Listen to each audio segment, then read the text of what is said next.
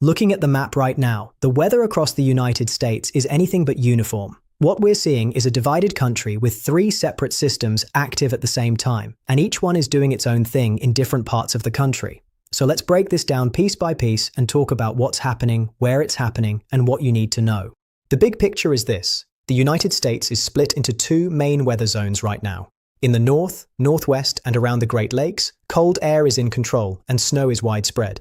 In the south, warmer air is holding on, and conditions are mostly dry and calm with only light precipitation in a few spots. But it's not just a simple north-south divide. We've got 3 distinct systems operating simultaneously. There's a Pacific system bringing moisture to the west coast. There's a northern snow band stretching from the northern plains all the way to the Great Lakes. And there's an offshore cyclone spinning out over the Atlantic. Each of these systems is affecting different regions, and that's what makes this setup interesting. Let's start in the west with the Pacific system. Right now, moisture is streaming in off the ocean and hitting the coast of Washington, Oregon, and British Columbia. When that moisture makes landfall, it brings rain to the coastal areas. Seattle is seeing rain, Portland is seeing rain, Victoria up in Canada is seeing rain. These aren't extreme totals, but it's steady, persistent precipitation. The accumulation values on the coast are moderate, with places like Seattle around ½ inch and Victoria around 0.2 inches. But here's where it gets interesting. As that moisture moves inland and encounters the mountains, the rain transitions to snow. The Cascades, the Sierra Nevada, the Northern Rockies, all of these mountain ranges are seeing snowfall right now. This is what we call orographic precipitation. The air is forced upward by the terrain, it cools, and the moisture falls as snow. If we look at the map, we can see accumulation values in places like Idaho Falls around 1.6 inches, Salt Lake City around 0.4 inches, and Elko, Nevada around 1.2 inches. So the pattern is clear. Rain on the coast, snow in the mountains. If you're traveling through mountain passes in the interior west, be prepared for winter driving conditions. Now let's move to the northern tier of the country because this is where the most widespread snow is located. The snow zone is huge. It stretches from Montana and Wyoming all the way across the Dakotas, through Minnesota, and into the Great Lakes region. This is a massive area of snowfall, and it's being fed by cold air that's descended from southern Canada into the United States. When we look at the accumulation indicators on the map, we can see that the snow is not evenly distributed. It's showing up in bands and pockets where it's more intense. For example, up in Canada, Regina is around 1.9 inches and Winnipeg is around 1.3 inches.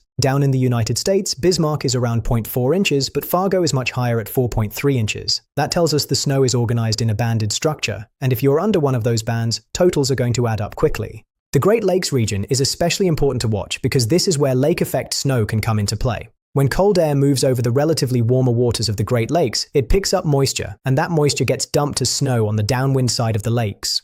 Right now, Wisconsin and Michigan are seeing significant snowfall. Marquette in the Upper Peninsula is around 2.6 inches. Lansing is around 2.3 inches. Madison and St. Paul are both around 0.4 inches, so there's definitely activity around the lakes, and some of that is likely being enhanced by the lake effect process. If you're in western Michigan, northern Indiana, or western New York, areas that are typically prone to lake effect snow, you need to be ready for additional accumulation beyond what the broader system is bringing. The Rockies and the Intermountain West are also seeing snow, and this is mostly mountain snow driven by that Pacific moisture we talked about earlier. Idaho, Utah, Nevada, Colorado, Wyoming, parts of northern Arizona, all of these areas are seeing snow at higher elevations. The orographic effect is in full force. Moist air hits the mountains, it rises, it cools, and it snows. The accumulation values we're seeing in places like Idaho Falls, Salt Lake City, and Elko confirm that this is a mountain-focused event in the interior west. Down in the valleys, you might see rain or a mix. Up in the mountains, it's snow. Now let's talk about where rain is showing up, because it's not all snow across the country. The West Coast is the obvious place. Washington, Oregon, and Northern California are seeing rain along the coast. This is stable, frontal precipitation coming in off the Pacific Ocean. It's not severe, but it's persistent. The accumulation values on the coast are light to moderate, with places like Seattle around ½ an inch and Victoria around 0.2 inches. This is the gateway for Pacific moisture to enter the United States, and it's a pattern we see often during the winter months. But there's also a rain pocket in the southwest, and this is a little more isolated. Southern California, southern Nevada, and parts of Arizona are seeing precipitation right now, and it's not connected to the Pacific frontal system. This is a separate, localized system. If we look at the map, Los Angeles is showing around 1.3 inches, and Las Vegas is showing around 4.3 inches. That's a significant amount of rain for Las Vegas, and it tells us there's an active precipitation pocket over the southwest. This is likely tied to a local low-pressure system or a disturbance moving through the region. If you're in Southern California, Las Vegas, or Phoenix, you're dealing with rain, and in some spots, it could be heavy. There's also a precipitation band extending from the Great Lakes toward the northeast. This band is visible on the radar, and it's bringing a mix of precipitation types depending on location. In the northern part of the band, where the cold air is in control, it's snow. Further south, in the transition zone, you could see a mix of rain and snow, or even just cold rain. This is the kind of setup where precipitation type can change over short distances, so if you're in this band, pay attention to your local conditions. Now let's talk about the East Coast, because there's a separate system out there that deserves attention. When we look at the satellite imagery, we can see a well-defined spiral cloud structure off the East Coast. This is an offshore cyclone, and it's spinning out over the Atlantic Ocean. The bulk of the precipitation associated with this system is staying over the water. It's not directly impacting the interior of the United States right now. But the coastal areas, especially in New England and up into Nova Scotia, could see some impacts. This system has the potential to bring wind, waves, and rain to the coast. If it shifts westward, the impacts increase. If it stays offshore, the impacts stay offshore.